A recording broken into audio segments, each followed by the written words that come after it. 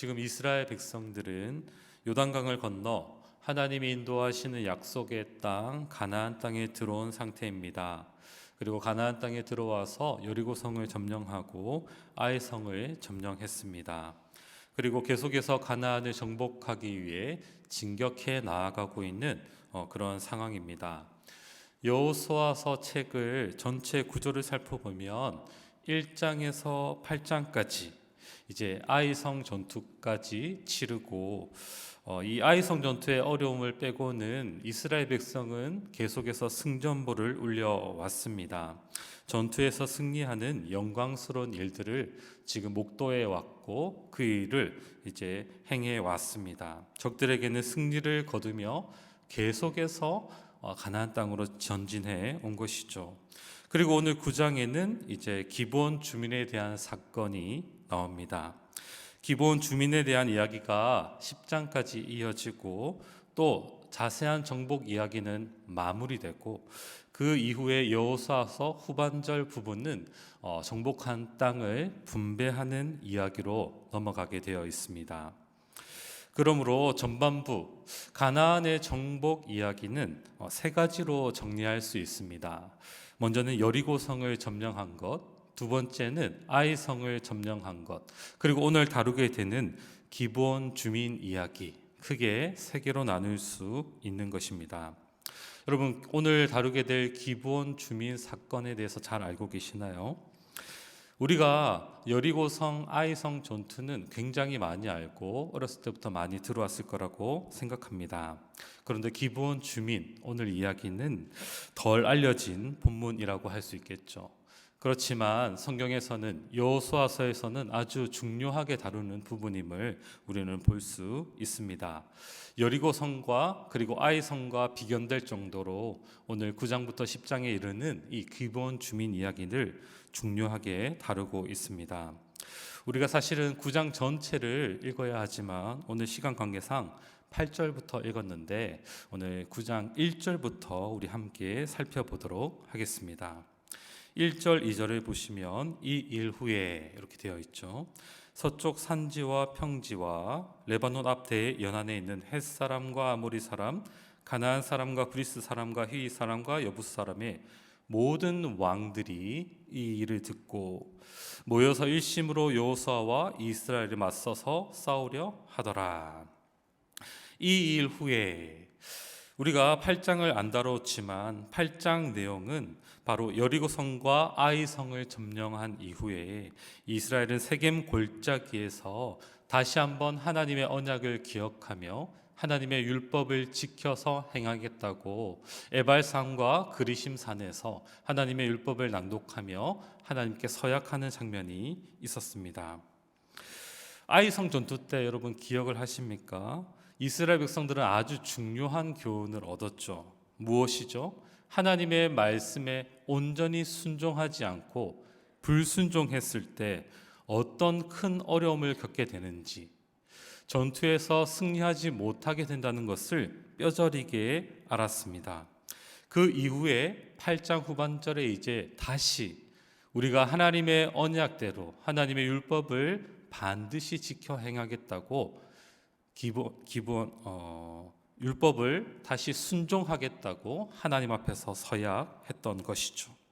이 일이 있은 후에 이제 가나안의 모든 족속들은 이스라엘과 맞서 싸우기로 결정했습니다. 1절에 나오는 헷 사람, 아모리 사람, 가나안 사람, 브리스, 히위, 여부스, 이거는 모든 가나안 족속들을 가리키는 말입니다. 이 모든 왕들이 바로 이스라엘과 맞서서 싸우려고 한 것이죠. 지금까지 여리고성과 아이성을 살펴보면 이스라엘 백성들은 각계 전투, 그 여리고성 안에 있는 사람들과 싸웠고 아이성 전투 때도 아이성에 있는 사람들과 싸웠다면 이제는 가나안의 모든 족속들, 왕들이 일심으로 뭉쳐서 이스라엘과 싸우는 전면전이 시작될 것을 지금 말씀하고 있는 것이죠. 그런데 3절에 보면 특이한 일이 발생합니다. 이 모든 왕들, 가나안 족속과는 반대로 행동하는 자들이 있었던 것이죠. 기브온 주민들이 여호수아가 여리고와 아이에 행한 일을 듣고, 이 기브온 주민들이 어느 족속입니까? 7절에 보면 가나안 족속 중에 히위 족속이라고 있습니다. 그 족속의 한 마을을 담당하고 있는 기브온 주민들은 모든 가나안 족속들과 생각이 달랐습니다. 모든 가나안 족속은 이스라엘을 온전히 맞서서 싸우자 했는데, 기브온 주민들은 이들과 이 이스라엘 백성들은 우리가 감히 대적할 수 없는 그런 존재들이다 생각하고, 다른 가나안 족속처럼 싸우면 우리가 죽을 것 같다라는 생각을 가지고 이제 4절에 보면 꾀를 낸 것이죠. 꾀를 내어 사신의 모양을 꾸미되, 여기서 사신은요 이제 항복하기 위한 사절단을 가리키는 것이죠. 그래서 이제 머리끝부터 발끝까지 위장을 하기 시작합니다. 헤어진 전대와 헤어지고 찢어져서 기운 가죽 포도주 부대를 나귀에 싣고, 그 발에는 낡아서 기운 신을 신고 낡은 옷을 입고 다 마르고 곰팡이가 난 떡을 준비하고, 6절에 보시면요, 그들이 길갈 진영으로 가서 여호수아에게 이르러 그와 그 이스라엘 사람들에게 이르되, 우리는 먼 나라에서 왔나이다. 이제 우리와 조약을 맺읍시다. 사실은 여러분, 이스라엘 백성과 기브온 주민 사이의 거리는 3일 길입니다. 조금만 전진하면 만날 수 있는 거리의 사람들이 기브온 주민들이죠. 그런데 이들은 꾀를 내었습니다. 이스라엘 백성과 화친하기 위해서 먼 나라, 그러니까 가나안 족속이 아닌 먼 나라에서 왔다고 속이기 위해서 머리끝부터 발끝까지 위장을 해서 이스라엘에게 나오고 있는 것이죠. 그들이 뭐라고 얘기합니까? 우리는 먼 나라에서 왔으니까 우리와 조약을 맺읍시다. 이렇게 말하는 것이죠. 그때 이스라엘 사람들이 이 히윗 사람, 기브온 주민들에게 어떻게 얘기했는지 7절에 나와 있습니다. 너희가 우리 가운데 거주하는 듯하니 우리가 어떻게 너희와 조약을 맺을 수 있으랴 하나. 이스라엘 사람들이 이 기브온 주민들의 모습을 딱 봤을 때 어떤 생각이 들었냐면, 너희는 마치 지금 가나안 족속과 같은데 우리가 어떻게 너희와 조약을 맺을 수 있는가라고 말씀하는 것이죠. 하나님 말씀이 어떻게 되어 있습니까? 가나안 족속과는 절대로 화평을 맺지 말고 그들을 다 진멸하여 쓸어버려라, 이렇게 말했잖아요. 그 말씀을 딱 듣고 나서 이 기브온 주민들을 보니까 가나안 족속같이 생긴 거예요. 물론 머리끝부터 발끝까지 더 먼 나라에서 온 치장은 했지만 그렇게 보이는 거죠. 8절에 이렇게 얘기합니다. 여호수아가 조금 의심이 가니까 여호수아가 그들에게 묻되, 다시 한번 묻죠. 너희는 누구며 어디서 왔느냐, 이렇게 묻고 있죠. 그런데 그 기브온 주민들은 9절에 이렇게 얘기합니다. 우리는 심히 먼 나라에서 왔사오니, 이렇게 얘기하며 우리가 먼 나라에서 온 근거들을 하나씩 들어서 설명하기 시작합니다. 우리가 그의 소문과 그가 애굽에서 행하신 모든 일을 들으며, 이렇게 나오는 거죠. 또 10절에 보면요, 또 그가 요단 동쪽에 있는 아모리 사람의 두 왕들 곧 헤스본 왕 시온과 아스다롯에 있는 바사왕 옥에게 행하신 모든 일을 들었음이니이다. 사실 기브온 주민이요, 이스라엘 백성들을 두려워한 계기는요, 요단강 안에 들어와서 여리고 성을 점령하고 아이 성을 점령하는 그 소문을 듣고 두려워서 이스라엘과 화친을 맺으려고 했거든요. 근데 이 이스라엘 백성들에게, 여호수아에게 말할 때는 아주 오래전 일을 가지고 얘기하는 걸 볼 수 있습니다. 9절에 보면 애굽에서 행한 일, 이건 뭘 가리키죠? 바로 출애굽을 가리키죠. 10절에 보면 바사왕 옥, 헤스본 왕 시온에게 행한 일, 이거는 요단강을 건너기 전, 가나안에 들어오기 전에 있었던 한 약 40년 전의 이야기를 지금 꾸며서 얘기하고 있는 것이죠. 아주 여러분 재밌지 않습니까? 이 먼 오래전에 있었던 이야기를 듣고 우리가 먼 나라에서 왔다는 것을 입증하기 위해서 지금 이렇게 꾸며서 이스라엘 백성들에게, 여호수아에게 얘기하고 있는 것이죠. 뿐만 아닙니다. 그들이 얼마나 치밀하게 이 여호수아와 이스라엘을 속였는지 11절부터 13절까지 나오는 거죠. 11절에 보시면, 그러므로 우리 장로들과 우리나라의 모든 주민이, 여기는 기브온 주민이 얘기하는 겁니다. 우리에게 말하여 이르되 너희는 여행할 양식을 손에 가지고 가서 그들을 만나서, 이스라엘 백성들을 만나서 그들에게 이르기를 우리는 당신들의 종들이니 이제 우리와 조약을 맺읍시다 하라 하였나이다. 이제 기브온의 모든 주민들이 다 우리의 뜻이 너희에게, 너희의 종이 되어서 너희가 화친을 맺기 위해서 왔다고 얘기하는 것이죠. 뿐만 아니라 그들이 가지고 온 떡, 12절 13절을 보시면요, 이 떡은 뜨거운 것을 가지고 왔는데 먼 거리를 와야 했기 때문에 이제 말랐고 곰팡이가 났으며 우리가 가져온 포도주도 찢어지게, 이 가죽 부대도 찢어지게 되었으며 낡아졌다, 이렇게 말하면서 실제로 먼 나라에서 온 사람처럼 꾸며서 지금 이스라엘 백성들을 속이고 있는 것이죠. 아주 뛰어난 연기력을 가지고 치밀하게 머리끝부터 발끝까지 입도 다 맞춰 가지고 지금 이스라엘 백성들을 속이려고 오는 모습을 볼 수 있습니다. 여러분, 여호수아와 이스라엘 백성들은 이 이야기에 넘어갔을까요? 우리는 다 알고 있죠. 우리 14절, 15절 말씀을 우리 함께 읽겠습니다. 시작. 무리가 그들의 양식을 취하고는 어떻게 할지를 여호와께 묻지 아니하고 여호수아가 곧 그들과 화친하여 그들을 살리리라는 조약을 맺고 회중 족장들이 그들에게 맹세하였더라. 아멘. 너무나 섬뜩한 이야기입니다. 이 중요한 결정을 앞두고 여호수아와 그들의 족장들은 여호와께 묻지 않고 화친을 맺어버리고 만 것이죠. 굉장히 겁나는 일입니다. 이스라엘로서는 치명적인 실수를 지금 범하고 있는 것이죠. 이스라엘 백성은 이제 이 맹세를, 이 조약을, 화친을 기브온 주민과 했기 때문에, 하나님 앞에서 했기 때문에 속인 것을 나중에 알게 됐을 때에도 이것을 무르지 못하고 돌이키지 못하고 이 기브온 주민을 종으로 받아들일 수밖에 없게 된 거죠. 결국 이스라엘은요, 기브온 주민을 그들의 종으로 삼습니다. 21절의 말씀을 보시면, 무리에게 이르되 그들을 살리라 하니 족장들이 그들에게 이른 대로 그들이 온 회중을 위하여 나무를 패며 물을 깃는 자가 되었더라. 아멘. 기브온 주민의 속임이 통해서 성공했던 것이죠. 그들은 목숨을 부지하기 위해서 이스라엘의 종이 되어 나무 패며 물 깃는 자가 되어서 이스라엘 백성들과 함께 생활하게 된 것입니다.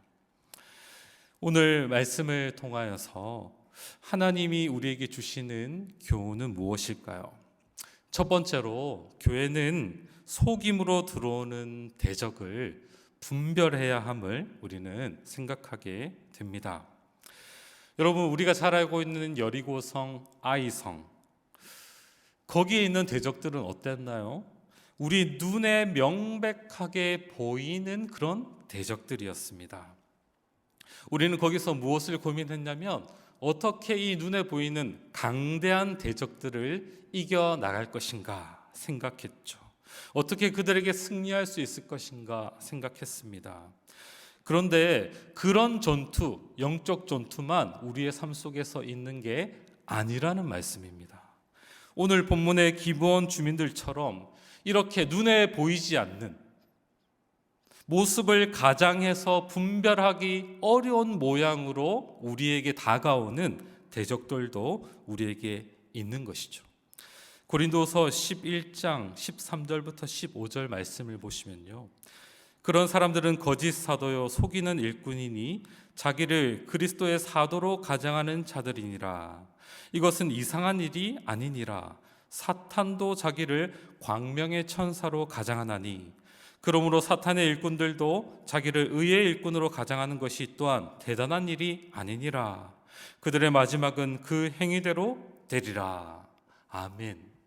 우리가 신앙생활 하지 못하게, 하나님부터 은혜를 받지 못하게, 하나님이 말씀하신 대로 하나님 말씀에 순종하지 못하게 하는 대적은 그러므로 두 가지 모습이라고 할 수 있습니다.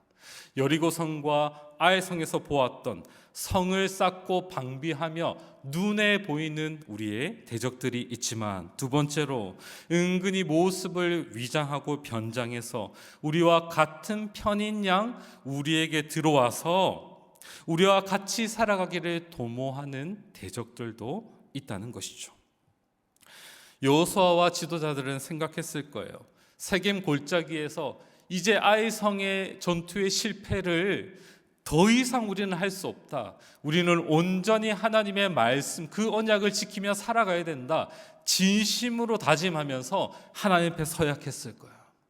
그런데도 불구하고 이 속이는 모습으로 들어오는 대적들에 대해서는 알지 못하고 분별하지 못하고 그들에게 속아 넘어지고 있는 모습을 보여주는 것이죠.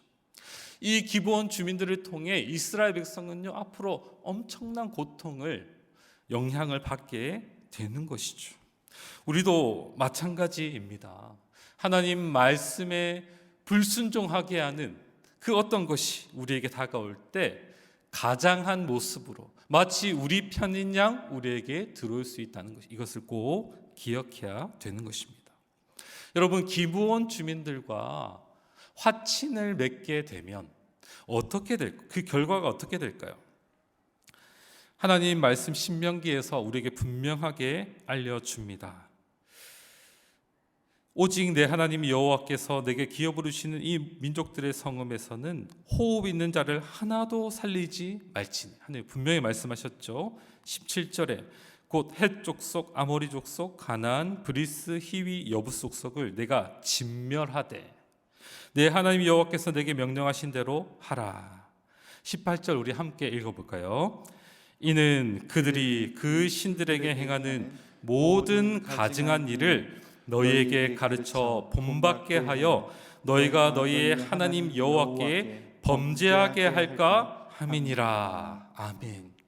그들을 진멸하지 않고 조금이라도 받아들이게 되면 바로 가난, 그들이 섬기는 문화를 받아들이게 되고 그들과 조약을 맺게 되면 결국에는 우리를 이스라엘 백성을 우상 숭배의 늪으로 빠져들게 한다는 것입니다.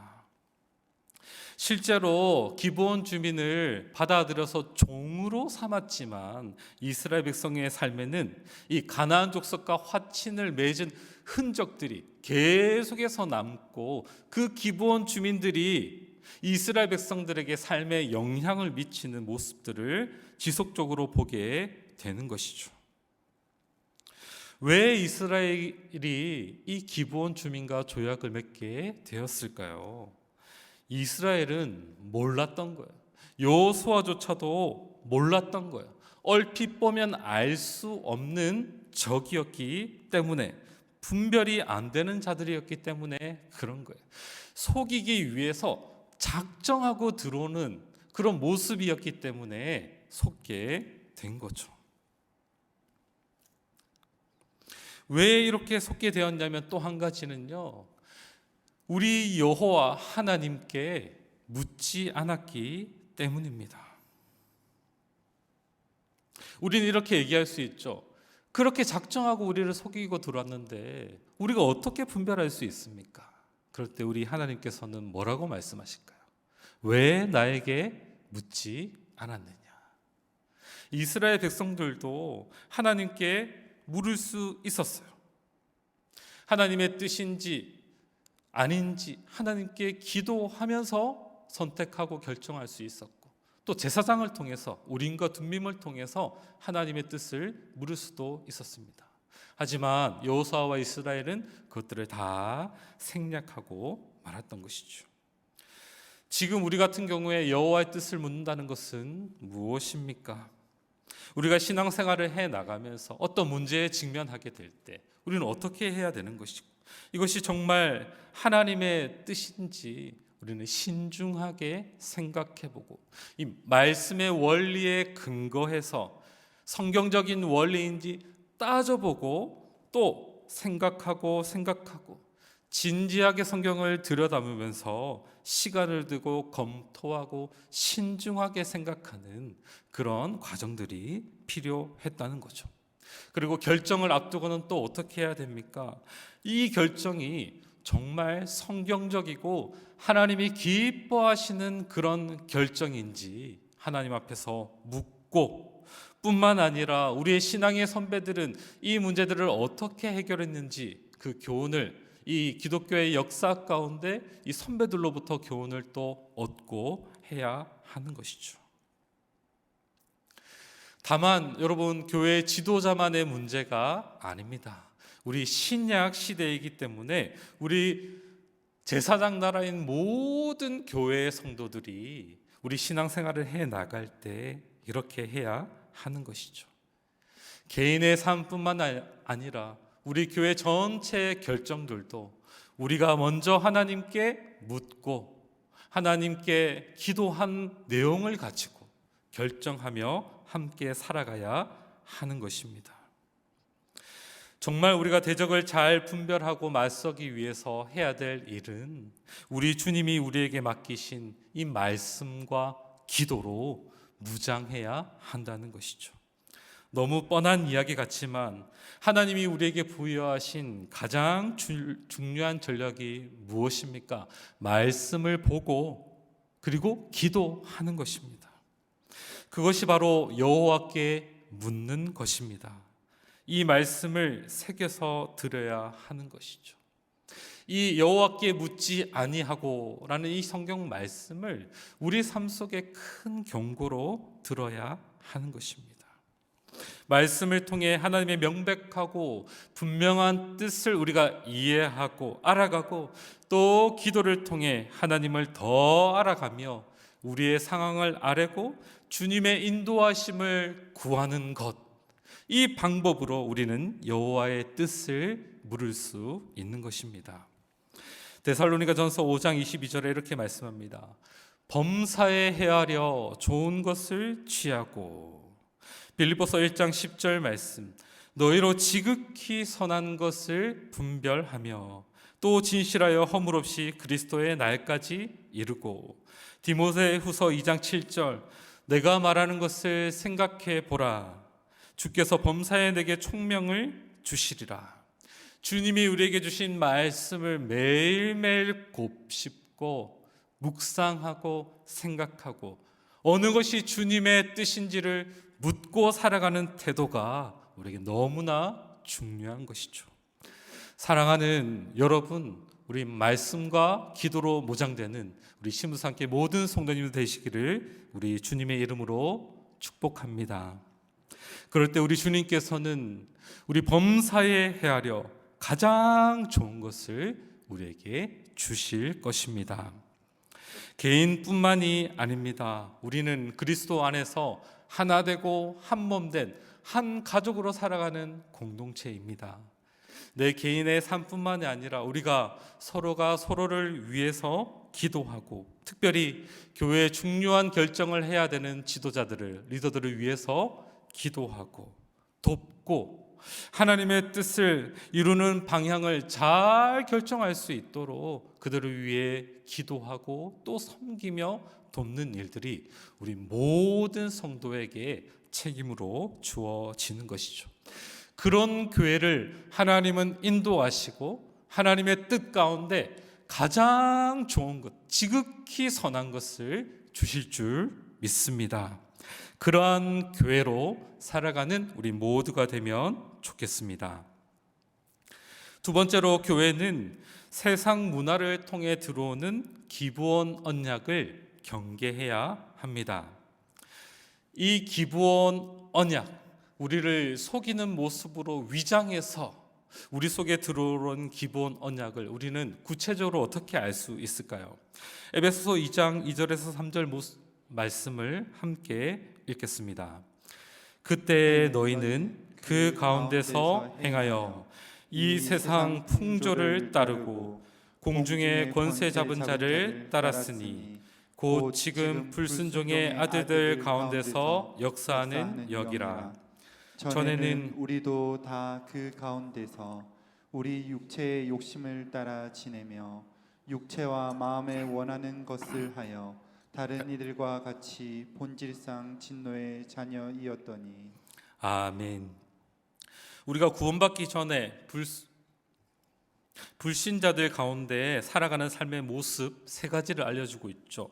먼저는 이 세상 풍조, 또 두 번째로는 공중 권세 잡은 자를 따르는 삶, 세 번째는 육체의 욕심을 따라 지내는 것을 얘기하고 있습니다. 오늘 주목해야 될 것은 이 세상 풍조입니다. 이 세상 풍조. 이 세상 풍조가 어떻게 만들어질까요? 이 세상에 공중 권세 잡은 자들이 믿지 않는 자들을 지배해서 죄와 사망 가운데 따르게 하고 있죠. 그 죄와 사망 가운데 살아가는 사람들이 만들어내는 것이 이 세상 풍조입니다. 또 우리 안에 있는 죄된 욕심이 만들어내는 삶을 모아놓으면 뭐가 됩니까? 이 세상의 풍조가 되는 것이죠. 이 세상의 풍조, 이 세상의 문화, 이 세상의 가치관, 이 세상을 지배하고 있는 시대의 정신, 이런 것들은 바로 우리가 기본 언약과 같이 경계하고 조심해야 되는 것들입니다. 왜 그럴까요? 이 세상의 문화는요, 하나님이 만든 선한 문화도 있지만 동시에 사람들이 막 만들어낸 악한 문화가 존재하기 때문입니다. 이것이 선인지 악인지 분별하기 어려운 형태로 우리에게 다가오기 때문에 우리는 언제나 이 문화와 시대 정신들을 분별하고 하나님의 뜻에 맞는 것들을 취하여 순종해야 하는 것이죠. 이 문화를 그대로 받아들이게 되면 어떻게 됩니까? 우리가 신앙생활을 하면서도 돈을 쫓게 되고 명예를 쫓게 되고 사람들에게 인정받기 원하고 잘 산다 평가받기 원한다든지, 내적으로 보면 원망과 불평, 사람들과의 비교, 시기와 불안과 염려, 두려움, 세속적인 것에 대한 열망, 세상적인 즐거움, 쾌락, 음란, 자기 생각을 하나님의 뜻에 굴복시키지 않는 교만, 이러한 것들과 타협하게 되는 것입니다. 이러한 것들과 언약을 맺는 것이 마치 기본을 받아들여서, 기본 주민들을 받아들여서 함께 살아가는 모습과 같다는 것입니다. 얼핏 보면 이 정도는 괜찮지 않을까? 사람들이 다 행하고 모든 사람들이 그냥 살아가는 삶이기 때문에 이 정도는 받아들여도 괜찮을 거야. 여호와께 묻지 않고 그런 문화를 받아들이는 순간 그 문화는요, 우리의 삶 속에서, 우리의 삶에 계속해서 태클을 걸며 하나님의 뜻에 순종하지 못하게 하는 방향으로 나아가게 된다는 것이죠. 에베소 4장 22절 말씀 이렇게 합니다. 너희는 유혹의 욕심을 따라 썩어져가는 구습을 따르는 옛사람을 벗어버리고. 우리가 옛사람일 때 추구하던 것들, 썩어져가는 의미 없는 것들, 하나님이 없다고 얘기하고 열심히 최선을 다해 살아가고 있는 그 사람들이 따르는 가치관, 하나님 없이 살아가는 이 세속주의 물결을 받아들이게 되고 마치 우리가 옛사람일 때 행하던 것과 똑같이 행하게 된다는 것이죠. 또 오늘날 현대에는 어떤 생각과 사상들이, 이 세계관들이 이 세상을 지배하고 있습니까? 개인의 생각을 존중해 줘야 된다는 거예요. 절대적인 진리라는 것은 이 세상에 존재하지 않고 사람마다 중요한 가치관이 다르기 때문에 그걸 다 존중해 줘야 된다는 이런 정신을 가지고 있습니다. 교회 안에서도 어떻습니까? 하나님의 이 절대적인 말씀을 모두 다 받아들이겠다는 생각을 하지 않고 나에게 그냥 은혜가 되는, 감동이 되는 말씀만 받아들이려는 생각, 이미 시대 정신에 물든 모습이라고 할 수 있는 것이죠. 내 상황에 순종할 수 있는 말씀만 받아들이고 나머지는 내가 순종할 수 없기 때문에, 받아들일 수 없는 말씀이기 때문에 받아들이지 않겠다라는 생각들, 이것이 바로 다 세상의 가치관을 받아들인 교회의 모습이라고 할 수 있는 것이죠. 우리는 이런 것에 철저히 경계하고 조금도 받아들여서는 안 되겠습니다. 여러분, 우리가 이 세상의 문화들을 경계하고 받아들이지 않는 가장 적극적인 모습은 무엇일까요? 다른 게 아닙니다. 바로 하나님의 말씀에만 순종하려는 모습이라고 할 수 있습니다. 우리 하나님의 말씀의 권위를 가장 최종 권위로 두고, 하나님의 말씀이 절대적 진리이기 때문에 내가 이 말씀 전체를 그대로 받아들여서 삶에서 순종하는 모습을 보일 때 대적들은 가장 떨게 되고 가장 큰 공격을 받게 되는 것입니다. 그리스도에게만 우리 인생의 해답이 있음을 굳게 믿고 그리스도를 바라보고 우리를 구원하기 위해 자기 생명까지 희생하신 예수 그리스도의 그 십자가를 마음에 품고 예수님만 주로 모시며 하루하루를 주님 말씀 앞에, 우리의 왕 되신 주님 앞에 순종하며 나아갈 때 그 삶이 정말 하나님이 영광 받으시고 정말 교회로서, 교회적 존재로서 살아가는 그런 삶이 되는 것입니다. 그러한 삶이 우리를 속이러 들어오는 광명의 천사로 위장하여 우리를 속이려고 그의 수하로 만들려고 하는 사탄에 대한 가장 큰 적대이며 공격이라고 말할 수 있는 것입니다. 사랑하는 여러분, 우리의 왕이신 하나님 말씀에만, 우리 주님의 통치에만 순종하시기를 우리 주님의 이름으로 축복합니다. 오직 진리를 믿음으로 또 성령을 함께 받아서 서로 돌보며 서로 사랑하며 섬기며 주님이 만들어 놓으신 교회적 존재로 살아갈 때 그것이 바로 하나님께 가장 큰 영광 돌리는 일인 줄 알고 순종으로 살아가는 우리 모두가 되기를 바랍니다. 우리 시간 들었던 말씀을 생각하며 우리 함께 찬양하며 나아가겠습니다. 세상의 유혹 시험이 내게 몰려올 때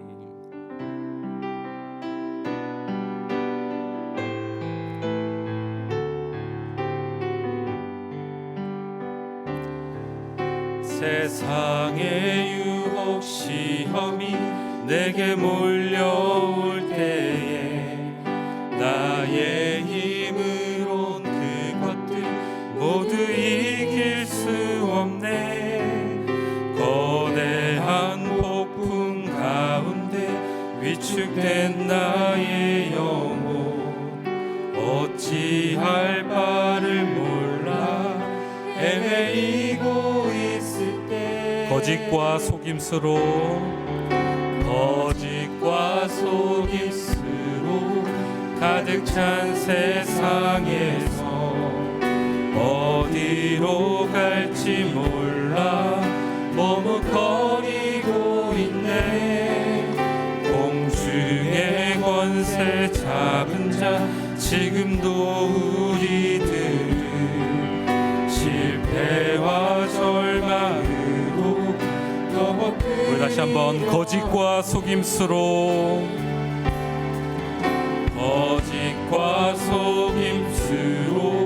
가득 찬 세상에서 어디로 갈지 몰라 머뭇거리고 있네.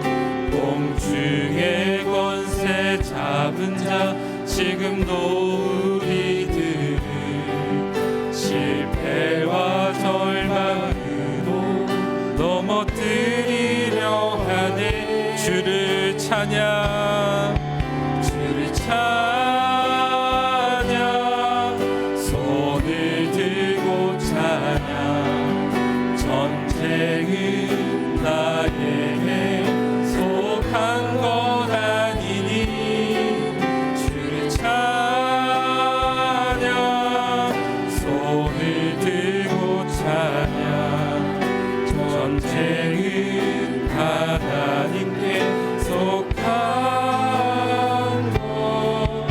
주위를 둘러보며 주위를 둘러보며 아무도 없는 길 믿음의 눈을 들며 보이는 분 계시네 지금도 내 안에서 역사하고 계시 사망과 어둠의 권세